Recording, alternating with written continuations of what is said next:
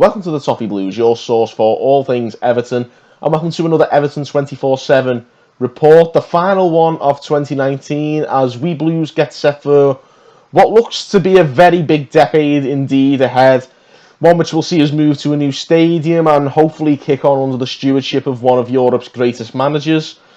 So hopefully we can look ahead to the 2020s with optimism, and with that in mind we start as we mean to go on, because today our headline story is sure to be one which will get Evertonians excited. Everton have been linked by Spanish paper El Desmarque to Real Madrid and Colombian midfielder James Rodriguez.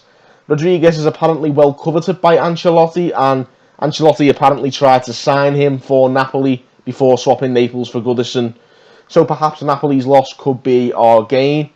And staying with people possibly swapping Napoli for Everton, could Lorenzo Insigne be set to follow Carlo to Goodison from Napoli?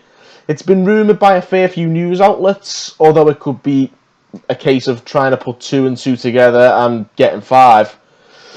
Either way, signing either James Rodriguez or Lorenzo Insigne would be a massive statement signing, and it would be the kind of message that the club is no doubt keen to send out to its Premier League rivals as to the type of player, the calibre of player that Everton may well be capable of attracting now that we are managed by one of Europe's elite coaches. Like I say, it would certainly whip the fan base up into a frenzy, that's for sure, so no doubt a lot of reason for optimism if any of these rumours happen to have even an element of truth to them. A few other big names have been linked to us today as well, 2 of which have come from French outlet Foot Mercato. The first of those was linked to Everton on a free transfer, if you'll remember, back in the summer, and that was Adrien Rabiot. He ended up going on a free to Juventus, like many Juventus signings seem to do, but he hasn't managed to break into the Juve first team. Unsurprising, really, given the amount of talent in that midfield, but there have also been a few question marks, as you know, over his attitude, particularly since his final season in Paris, where there was a few fallings out with the coaching staff and a few incidents. Despite that, he's clearly got the quality to improve our midfield, particularly given we're a bit light in there anyway because of the injury crisis of sorts. Now, I'm very conflicted on this one, to be honest, so I'd love to hear your opinions on Rabiot. Would it be a good move? He's clearly talented, but could he cause a bit of an upset in the dressing room? It's an interesting move if we do end up going for it, so of course let me know your comments below.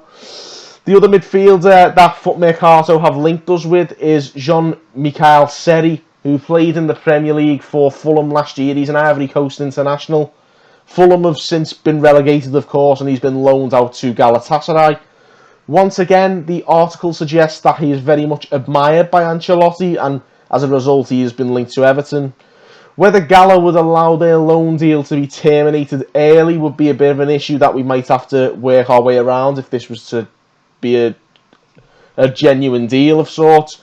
And no doubt we'd have to fork out a bit of a fee to terminate the loan deal, as well as the circa 20 million that Fulham would probably be looking for anyway.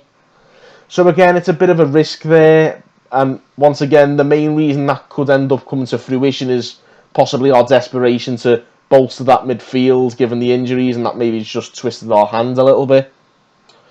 But finally tonight, the Daily Mirror have suggested that Everton are interested in signing 21-year-old Nigerian striker Josh Meyer from Bordeaux. The youngster, of course, broke through at Sunderland during their Premier League relegation season and then in the Championship, but he moved to France in the January just gone, and he's only been there 11 months, and his goal return hasn't been that impressive, to be honest. He's only scored 4 goals throughout the calendar year heading into December, but he did score a hat-trick against Nimes this month to take his tally to 7, and his general performances have been improving of late. Whether that's enough to suffice for Everton right now is very much up for question, considering you see some of the other names we've been linked with even in this show alone. Considering there are also areas we need to strengthen more as well, and the fact that Ancelotti has spoken out and said he doesn't plan to buy another striker in January, it's hard to see this being more than paper talk, to be honest. And if that is the case, I'm still not too disappointed that it's no more than rumours. Because let's be honest, there are plenty of bigger names to be getting excited about if today is anything to go by. So there you have it for today, and there you have it for this year. Be sure to let us know your opinions on all the big talking points. As always, give us a comment, like, and most definitely subscribe to the channel for more content, because there is lots to come in 2020. Of course, the transfer window opens on New Year's Day, and that can only mean one thing. From the 2nd of January, these shows will be returning on a daily basis. So make sure you keep tuning in to this channel every day throughout January, and keep yourselves posted on all the Everton transfer news. And until then, I'd like to wish you all a very happy new year. All the best for 2020, and thank you guys for watching on the Toffee Blues.